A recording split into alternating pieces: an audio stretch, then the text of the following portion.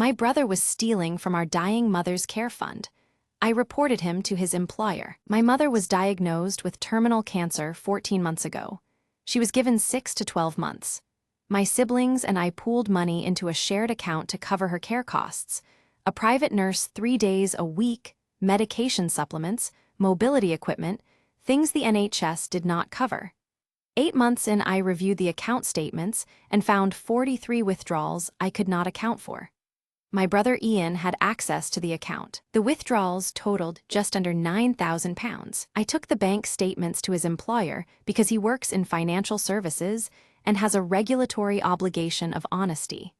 My family says I destroyed his career while our mother was dying. My mother's diagnosis came last January. Pancreatic cancer, stage 4. The prognosis was honest and brutal, and we had the conversation as a family about what her care would look like in the time she had. We had decided, my brother Ian, my sister Petra, and I, to pool resources for her care outside the NHS provision. We set up a joint account and each contributed regularly. Ian, who earns considerably more than Petra or me, and who made a point of this on several occasions, contributed proportionally more. He also, at his suggestion, was given administrative access to the account to manage payments to the care providers. 8 months into the arrangement, I was speaking with my mother's palliative care nurse about her schedule. In that conversation, I noticed a discrepancy between the hours I believed had been booked and the hours actually being worked. I went home and reviewed the account statements in full. The 43 unaccounted withdrawals varied in size from £60 to £410. They did not correspond to any invoices I could find. They were made at ATMs and point-of-sale terminals. They were made, consistently, in the 2 or 3 days following our monthly contributions. I am not good at maths, but I am good at patterns. It took me one evening. I did not go to Ian first. I had already considered and rejected this option before I finished the first cup of tea I made myself while I was going through the statements.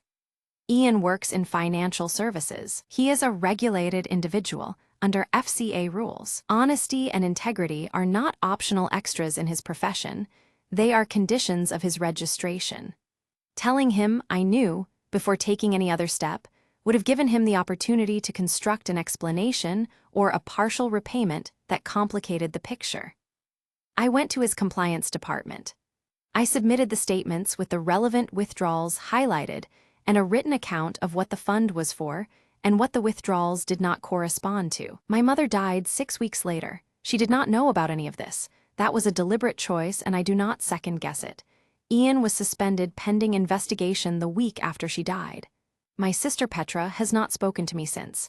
My aunt said I should have handled it within the family. Ian's wife sent me a message that I will not quote here.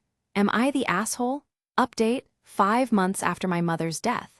Ian's employer completed their investigation. He was dismissed. His FCA registration has been reviewed. I understand he is no longer registered, though the specific outcome of the regulatory process is not something I have been formally informed about. £9,042 was the final total. That money was supposed to pay for the nurse who sat with my mother on Tuesday, Thursday, and Saturday. It was supposed to pay for the medication that managed her pain. He took it over 8 months, incrementally, from a fund built by people who loved her while she was dying. Petra came to speak to me last month, not to reconcile. She told me she had reviewed the statements herself and could not find an alternative explanation, but that she felt I had gone outside the family to resolve something that should have been resolved inside it. I asked her what that resolution would have looked like. She said she didn't know. I said neither did I, which was why I had made the choice I made. Ian has not contacted me. I do not expect him to. My mother's estate was small.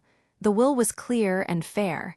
I am at peace with my portion of it. What I am not at peace with, and do not expect to become at peace within the foreseeable future, is the fact that on some of the days when I believed my mother was being looked after and in less pain than she might otherwise have been, the money for that had already been spent by her son on something else entirely.